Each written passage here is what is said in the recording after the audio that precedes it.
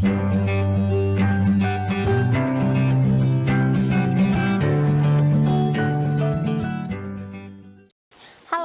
kembali lagi bersama saya Yudanti. Dan untuk pembahasan di video kali ini kita akan membahas bab 5 dari pembelajaran bahasa Indonesia kelas 11, yaitu tentang teks proposal. Nah, yang pertama kita itu akan mengetahui informasi penting dalam teks proposal, baik proposal kegiatan ataupun proposal penelitian. Nah, untuk yang pertama kita akan mengetahui terlebih dahulu pengertian dari proposal. Proposal ini merupakan rencana yang dituangkan dalam bentuk rancangan kerja, bisa berisi tujuan dan sasaran yang akan kita gunakan dalam suatu kegiatan. Selain pengertian, proposal juga ada jenis-jenisnya. Tadi ada merupakan proposal kegiatan ataupun penelitian. Nah, di sini dibedakan dalam dua kategori. Yang pertama itu ada jenis proposal berdasarkan bentuknya atau berdasarkan bentuk wujud dari proposal itu. Yang pertama itu ada proposal formal, proposal non formal, dan proposal semi formal. Yang kedua itu yaitu jenis proposal berdasarkan tujuan penulis. Yang pertama ada riset penelitian, kemudian ada proposal acara, proposal kerjasama, kemudian ada proposal pengajuan dana, proposal kerja praktik, dan usaha.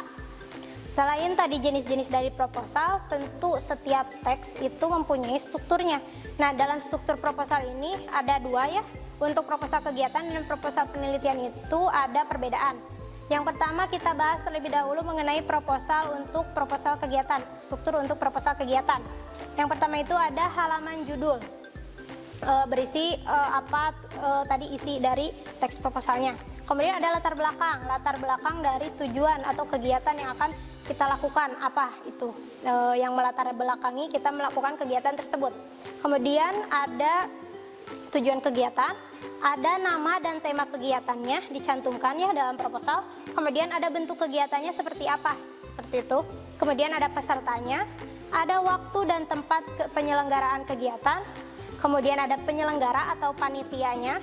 Kemudian ada jadwal kegiatan atau susunan acaranya. Kemudian ada penutup, dan yang terakhir itu ada lampiran-lampiran atau hal-hal tambahan yang berada di luar isi atau di luar yang tercantum dalam perincian seperti kegiatan, latar belakang, dan tujuan. Kemudian untuk struktur proposal penelitian, yang pertama itu ada judul. Kemudian ada halaman persetujuan. Nah, yang membedakan dengan proposal kegiatan itu, di proposal penelitian ada halaman persetujuannya, persetujuan atas penelitian yang akan dilakukan. Kemudian ada abstrak, ada kata pengantar, ada latar belakang masalah, kemudian ada rumusan masalahnya, ada tujuan penelitian, manfaat penelitian, tinjauan pustaka, kerangka konsep dan hipotesis, kemudian ada metode penelitian, jadwal dan lokasi penelitian, dan yang terakhir ada lampiran. Nah, contoh dari proposal penelitian ini misalnya ada tadi biasa yang dilakukan itu ada makalah, skripsi, nah itu termasuk dalam proposal penelitian. Kemudian bagaimana sih cara menyajikan informasi dalam proposal atau penyajian informasi dalam proposal itu? Kita harus mencarinya itu seperti apa?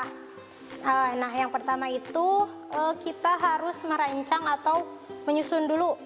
Nah, proposal itu kita tidak akan lepas dari 5W1H atau biasa disebut adik Simba. Jadi kita bisa mencari tahu misalnya apa itu untuk apa sih proposal ini, memuat kegiatan apa atau rencana penelitian yang akan dilakukannya itu seperti apa. Misalnya unsur apa ini bisa dijabarkan dalam judul proposalnya. Jadi kita bisa mengetahui apa kegiatan yang ada dalam proposal itu dalam judul. Kemudian unsur ini juga mencakup tema kegiatan atau penelitian. Yang kedua itu kita menggunakan pertanyaan mengapa. Nah, mengapa proposal ini harus dibuat? Nah, dalam mengapa, si proposal itu harus memuat alasan pelaksanaan suatu kegiatan. Jadi mengapa dia melakukan suatu kegiatan itu harus tercantum dalam proposal.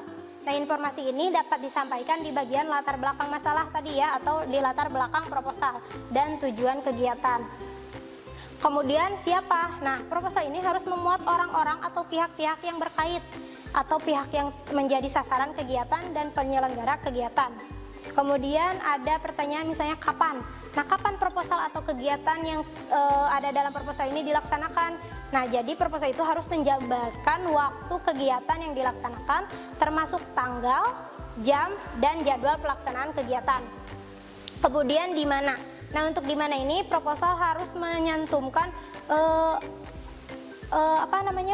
tempat kegiatannya. Jadi harus secara jelas nih, untuk kegiatan ini akan dilaksanakan di mana, misal di gedung ataupun di sekolah. Nah, harus jelas ya dalam proposal. Kemudian yang terakhir itu bagaimana? Nah, proposal ini harus menjabarkan konsep dan bentuk kegiatannya nanti akan seperti apa rencananya, yaitu dengan tadi adanya susunan acara. Kemudian itu ada aturan atau kesatuan untuk berpartisipasi dalam kegiatan itu bagaimana saja. Nah, unsur ini juga memuat langkah-langkah kegiatan yang tadi bisa dibuat dalam susunan acara seperti itu. Nah, bagaimana untuk kita cara menyajikan proposal sesuai dengan kaidah kebahasaannya? Yang pertama itu dalam proposal harus kata baku, menggunakan kata baku dan kalimat efektif. Nah, kalimat efektif ini maksudnya yaitu adanya kesepadanan struktur atau tadi sesuai dengan struktur atau unsur yang ada dalam proposal. Kemudian kepararelan bentuk dan kehematan kata. Karena proposal ini merupakan suatu, misalnya ada kegiatan dan tadi penelitian, jadi harus benar-benar penghematan kata, tidak kesana kemari, jadi langsung harus ke tujuan dari proposal tersebut. Seperti itu. Nah, itu hanya itu untuk materi pembelajaran teks proposal yang ada di bab 5. Selanjutnya nanti kita akan bertemu di video-video yang lain. Terima kasih. Kunjungi sosial media lainnya seperti website kami di pkbmalfata.com, Facebook PKB Malfata Manunjaya, Instagram PKB Malfata Official. Dan terima kasih telah klik video ini. Jangan lupa like, comment, share, dan subscribe untuk menunjukkan dukungan kamu terhadap channel ini. Enjoy the video PKB Malfata.